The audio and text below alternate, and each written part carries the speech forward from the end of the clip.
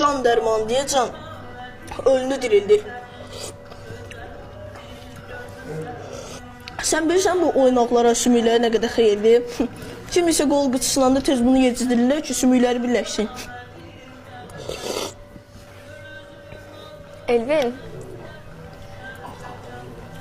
bilirsən mən bu dünyada ən zəhləm getdiyi yemək xaşdır. O bir dadına bax da, bəlkə bəyənəcəksən. Dadına baxın. İyi bəs eləyir, nə dadı ye? Sən ye. Zarafat edirsən? Bunun iyisi var ha, bütün beynimin klapanlarını açır. Çox dadlıdır. Bəh. Elvin, sürprizin bitdisə tez bitir, çıxaq gedək. Tez ye. Bəh.